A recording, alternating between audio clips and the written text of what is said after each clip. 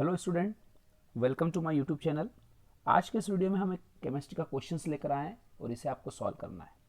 जैसे कि आप क्वेश्चंस देख रहे हैं हमारे स्क्रीन पर, which of the following conclusion could not be derived from Rutherford alpha particle scattering experiment.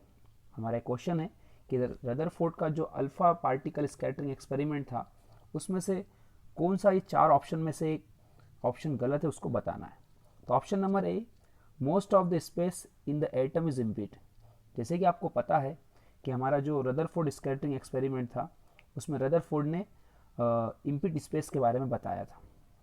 Option number B, the radius of the atom is about 10⁻10 m while that of nucleus is 10⁻15 m।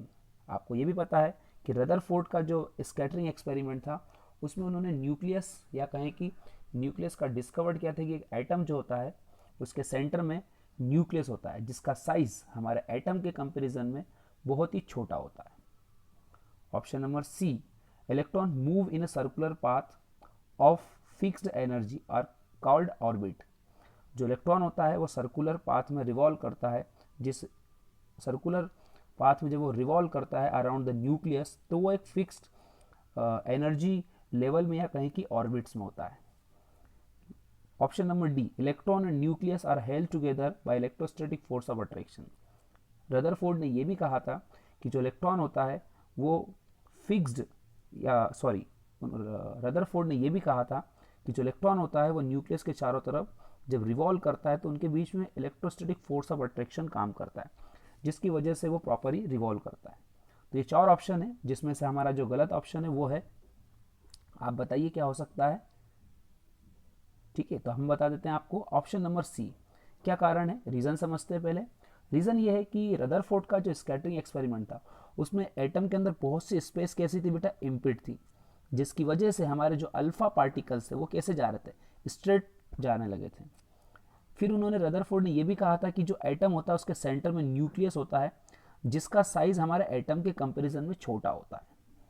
Then option number सी जो आता है वो ये बता रहा है कि electron move कर रहा है around the nucleus in fixed energy या कहें कि ऑर्बिट में, एनर्जी लेवल में। और ये वाला पॉइंट बताया गया था हमारे बोहर ने। किसने बताया था? बोहर ने, जिसको हम पढ़ते हैं बोहर एटॉमिक मॉडल में। According to Bohr atomic model उन्होंने कहा कि इलेक्ट्रॉन जो होता है वो पर्टिकुलर एनर्जी लेवल में ही रिवॉल्व करता है अराउंड द न्यूक्लियस, जिसको उन्होंने एनर्जी लेवल या कहीं की ऑर्बिट्स कहा था। ऑप्शन नंबर डी तो आप समझ ही गए हैं कि इलेक्ट्रॉन और न्यूक्लियस के बीच में इलेक्ट्रोस्टैटिक फोर्स ऑफ अट्रैक्शन काम करता है जिसकी वजह से रिवॉल्व करता है। तो ये point number A, point number B और जो सी है सॉरी जो डी है वो रदरफोर्ड ने बताया, जबकि जो सी वाला ऑप्शन है वो किसने बताया बेटा? बोहर ने बताया। तो हमारा जो आज का सही आंसर है वो है सी वाला, जो किसने बताया था? बोहर ने बताया था, रदरफोर्ड ने नहीं बताया था। सो इस तरह से वीडियो हम आपको बनाते रहेंगे, आप तक पहुंचाते रहेंगे। अगर आप हमारे चैनल पर न्यू हैं तो प्लीज़ हमारे चैनल को सब्सक्राइब कीजिए और बेल आइकन को प्रेस कीजिए। और अगर आप पुराने हैं तो बने रहिए, इस तरह के क्वेश्चंस आपको मिलते रहेंगे। आप अपनी केमिस्ट्री को और भी स्ट्रॉन्ग बनाते रहिए। तो आज के लिए इतना ही, मिलते हैं आपसे अगले वीडियो में। जब तक के लिए बाय बाय।